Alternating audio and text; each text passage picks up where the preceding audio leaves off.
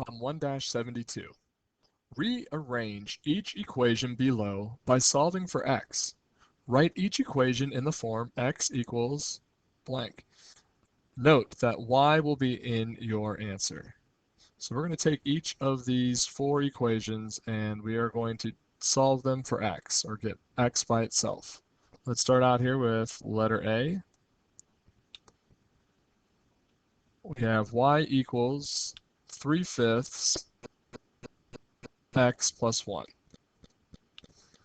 So we're trying to solve it for x. So what we want to do here is we're going to go through and get rid of what's not attached to it first here.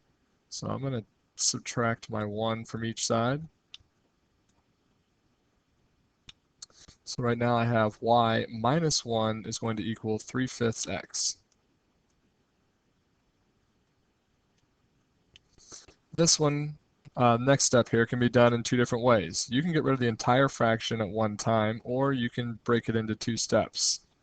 I'm going to go ahead and do two steps because I know that a lot of you might be more comfortable with that. So right now I'm taking 3 and multiplying it times x, and then I'm dividing it by 5. Or, like I said, you could say it's 3/5 times x.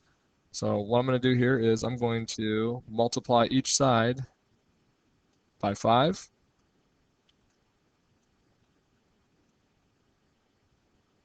Remember, everything on the side is going to be multiplied. So 5 times y is going to be 5y. 5 times negative 1 would be negative 5. If you just choose to leave it out there, that's fine too. It just depends on, your preference. 5 times 3/5 would be like 15/5, and then you divide by 5, it'll leave you then with just 3x. In order to get the x alone here, we have to undo the multiplication. So we're going to divide each side of the equation by 3. And we end up with x equals either 5y minus 5, all divided by 3. Or you could also write it as 5/3 y minus 5/3 equals x. So there's several ways you could write that answer there, just as long as you have something that is equivalent to one of these. All right, let's move on to letter B. We'll do B right over here. We have 3x plus 2y equals 6.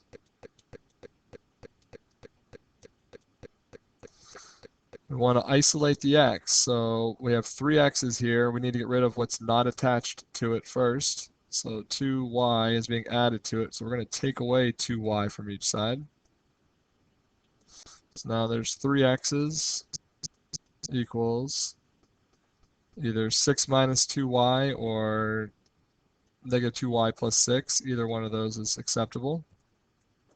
And to get it down to 1x here, we're going to have to take it and divide each side by 3. And we end up with x is equal to, now you can take this and break this apart into two pieces too if you'd like. This would be looking at it as like it's 6/3 minus 2/3 y, in which case 6/3 reduces to 2. So x is going to equal 2 minus 2/3 y. So there is our second answer there. Now, are there other possibilities? Oops, let me undo that. Are there other possibilities for answers? Yes, there are. There are, like I said, other expressions for like this side here that are equivalent, and there's other expressions here that are considered equivalent as well. So let's go to letter C. Letter C is going to end up being y equals x squared.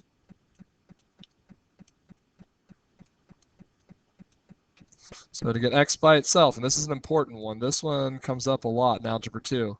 Anytime you're unsquaring something there by taking the square root of each side, just like this, you have to pay attention to what you're doing. Okay. Right now we have the square root of y here is going to equal the absolute value of x. Okay, it's not just x right now. The square root of x squared gives you the absolute value of x, which then adds one additional step. We're not solving it for the absolute value of x. We're looking for just x. That means then that x could equal positive or negative radical y, or the square root of y. Reason being for this here, if you don't understand where that's coming from, if I wanted to take one of these and plug it in here for x, if x equals positive or negative square root of y, this is why this works. If I took this here, I said y equals, and I'm going to just substitute in the first one. I'm going to say the square root of y squared. That would mean that I was saying the square root of y times the square root of y, which then ends up giving me y, so I know that works. And if I took it and I plugged in the opposite of the square root of y, okay, well, we already know the square root of y times the square root of y, like we did up here, is going to be y, and a negative times a negative is going to give us a positive, so we end up with y equals y. That's why this works. This is your answer, but that's why you have to think about the positive and the negatives of it, okay, because either of those could satisfy the situation. Our last one is problem D. Problem D, we have y is equal to x squared minus 100.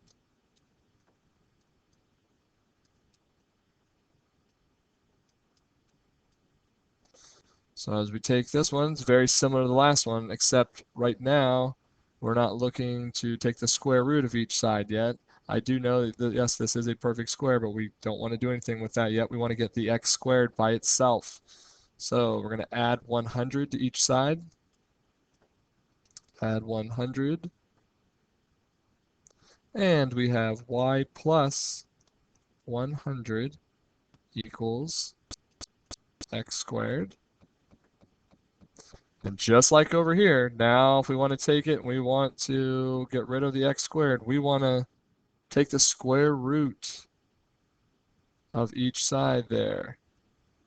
That's important because that's going to lead to the absolute value of x is going to equal the square root of y plus 100.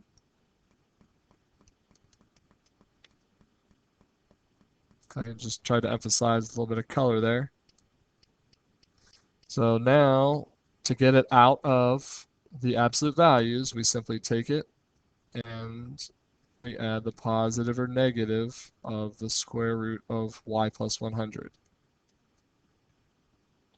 Now, some people may wonder, do I need to take the square root of the 100? No, you do not, because you have to look at this entire thing like it is a number, like this whole entire expression is a number. So y plus 100 is not a perfect square. You can't just take the square root of part of that addition expression. It's either all of it or none of it. So we have positive or negative square root of y plus 100 equals x. That is our final answer for letter D. If you have additional questions, if that doesn't make sense to you, please make sure you ask your teacher. This is not something that you just want to write down and make it look like you know it on your paper, because it will come back to bite you. All right, this is problem 1-72.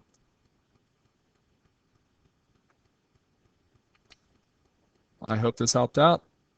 Have a good day.